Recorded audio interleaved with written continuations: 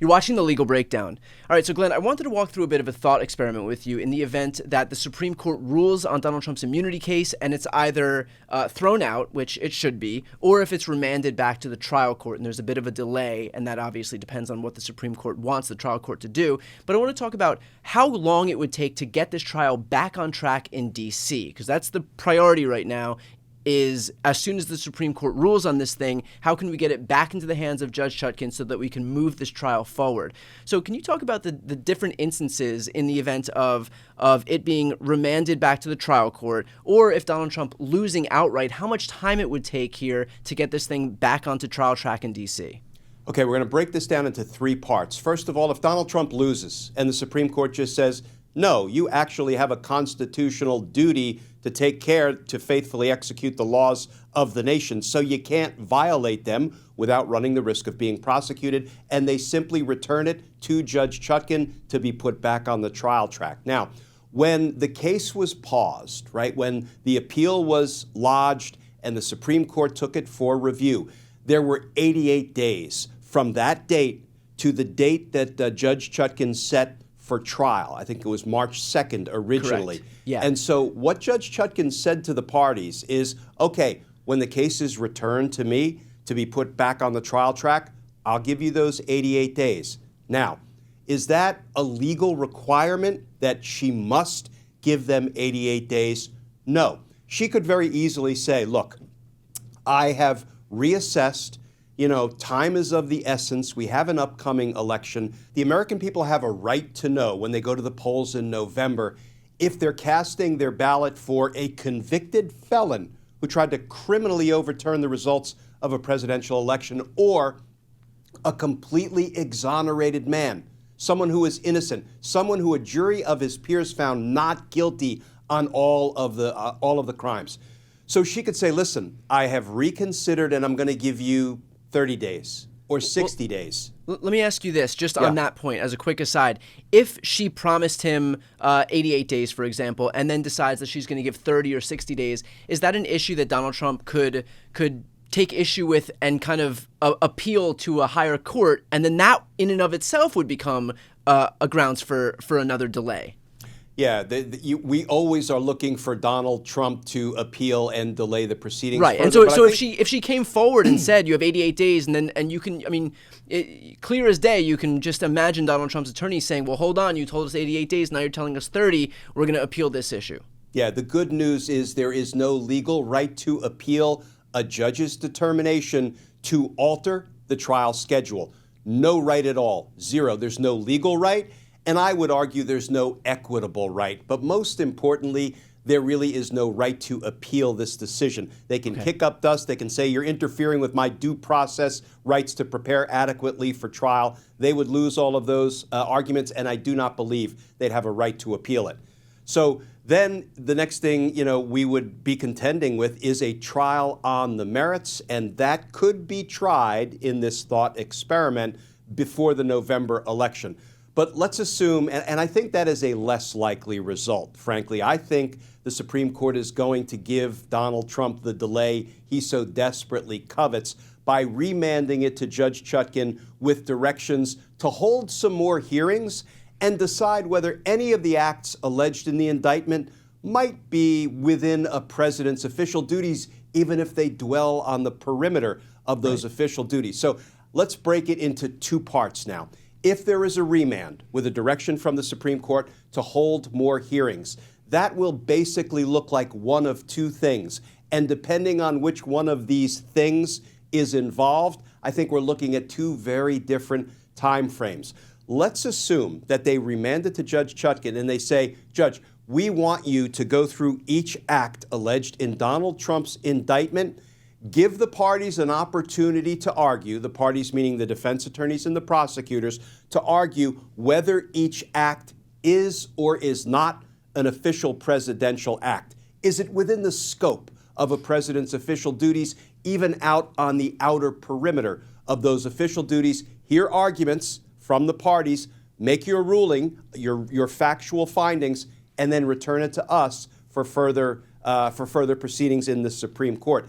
That could be done quickly. Brian, literally that could be done in a matter of weeks. Now, Once it's returned to the Supreme Court, all bets are off. Who knows how long the Supremes will sit on it as sort of phase two in granting the delay that Donald Trump wants.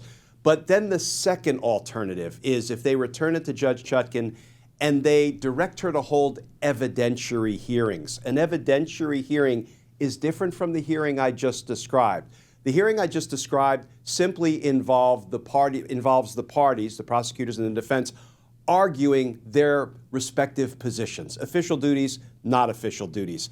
But an evidentiary hearing means you have to begin to gear up to call witnesses to really drill down and develop the evidence that pertains to each one of these acts of Donald Trump to discern whether they're official acts, not official acts, outer perimeter acts, or beyond the outer perimeter. If it bogs down with evidentiary hearings, the parties are going to have to, amass the evidence. They're going to have to get the witnesses lined up. There's going to have to be testimony, direct examination, cross-examination, redirect, and it will be a very long, drawn-out affair. That will guarantee that it will not be returned to the Supreme Court anytime soon. So those are really kind of the three different possibilities or likelihoods with respect to, what might happen and the timing associated with each of those three procedures.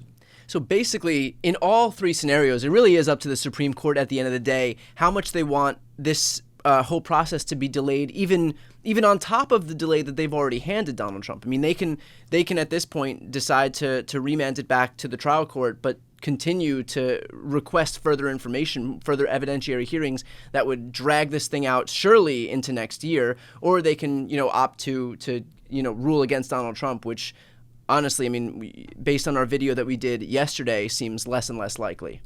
Yeah, it really is in the Supreme Court's hands. If the Supreme Court wants to deprive the American people of the critically important information when they go to the polls in November as to whether Donald Trump criminally tried to retain the power of the presidency last go-round, well, then the Supreme Court can orchestrate depriving the American people of that critically important information. And I fear, Brian, that some on the Supreme Court are inclined to deprive the American people of that information.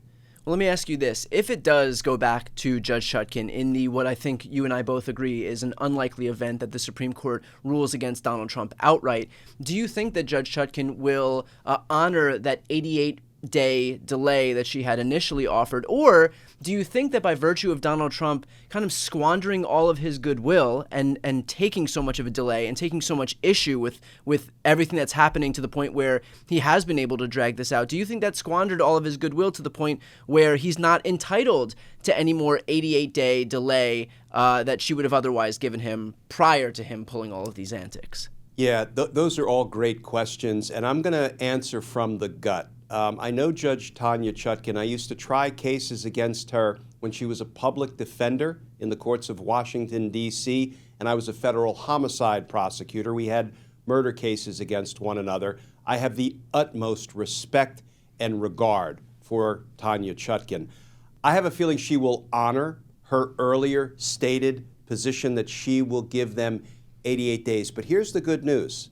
The end of the Supreme Court's term is June 30th. So I have to believe we're going to get an opinion out of the Supreme Court one way or another in the next couple of weeks. What does that mean?